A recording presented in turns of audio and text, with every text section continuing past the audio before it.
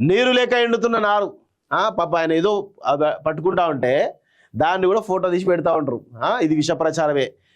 కాంగ్రెస్ రాకతో రైతులకు ఎన్నో కష్టాలు మళ్ళీ వెళ్ళాయి. ఒక్కటే ఫోటో దొరికిందా?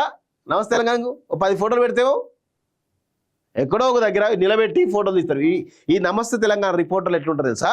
వీళ్ళు ఈ నమస్తే తెలంగాణ ఆఫీస్ నుంచి కొంతమందికి ఫోటోగ్రాఫర్లు ఉంటారు. అక్కడక్కడ ప్రతి కాన్స్టిట్యూన్సీకో లేకపోతే జిల్లాకో ఫోటోగ్రాఫర్లు ఉంటారు. వాళ్ళకు ఒక టాస్క్ ఇస్తారు. నువ్వు ఇమీడియట్గా యూరియా సంబంధించినటువంటి ఇప్పుడు ఇష్యూ జరుగుతుంది కదా, దానికి సంబంధించిన కొంతమంది రైతులు పెట్టి ఫోటో తీయండి అని చెప్పేసి అంటారు. అదే అట్లా నిలబడి ఒక ఫోటో తీసుకుంటా పేపర్లు ఇస్తా అంటాడు. ఆ ఫోటో తీస్తారు. ఫోటో తీసి ఈ విధంగా రాస్తారు. ఇట్లా కూడా ఈ రైతు ఎంత మంచిగా చూస్తాడు ఫోటో తీస్తుంటాడు కానీ ఇట్లా ఫోటో తీసి ఇట్లా పెడతారు. అదేవిధంగా ఇక్కడ టమాటా మంటలు, ఇదో వాళ్ళే ఆ టమాటాలు మంట చేస్తారు. ఆ మురిపోయిన టమాటాలు అన్నీ వేసేసి ఆ కిరసాలు పోసేసి మంట పెడతారు. మంట పెట్టి ఫోటో తీసుకొని టమాటా మంటలు అంటారు. ఇదే దుష్ప్రచారం చేస్తారు నమస్తే తెలంగాణ. వేరే ఏది చేయదు. నమస్తే తెలంగాణ విషం జిమ్మడమే లక్ష్యం తప్ప వేరే ఏది లేదు. అసలు ఇది పత్రిక కాదు. ఇలా పనిచేసే వాళ్ళు జర్నలిస్టులు అసలే కారు. జర్నలిస్ట్ విలువలు కూడా ఉండవు వాళ్ళకి. ఆ కృష్ణమూర్తి అనేటువంటి ఎడిటర్ అట, ఆయనకైతే ఇంకా ఏముండదు.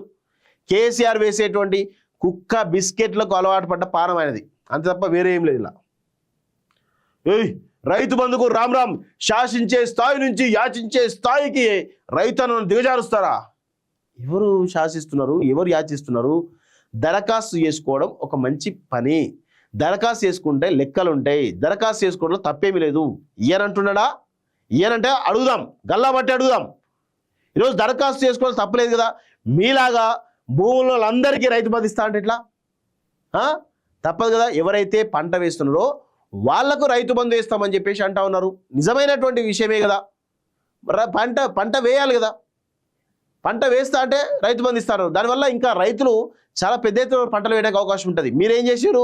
ఇష్టం వచ్చినట్టు దొబ్బి తిన్నారు. ఇప్పుడు ఇంతకుముందు చూపిస్తే ఒక వీడియో ఎన్ని రకాలుగా దోచుకున్న కనబడతలేదా? నువ్వు మాట్లాడుతావు కేటీఆర్ ఎగ్గొట్టిన రైతు భరోసా ఎప్పుడు వేస్తారు రేవంతట? సిగ్గుండాలి కొంచెమైనా. మీరు రైతులను మాఫీ అవి ఇవి చేయకుండా గత 10 ఏళ్ళు దొబ్బి తిన్నారు కదా. మీరు మాట్లాడి సిగ్గు అనిపించట్లేదా కేటీఆర్? కొంచెం కూడా 50,000 కోట్ల రూపాయలు అన్నికరంతమైన ప్రజల సొమ్మును దొబ్బి తిన్నారు కదా మీరంతా.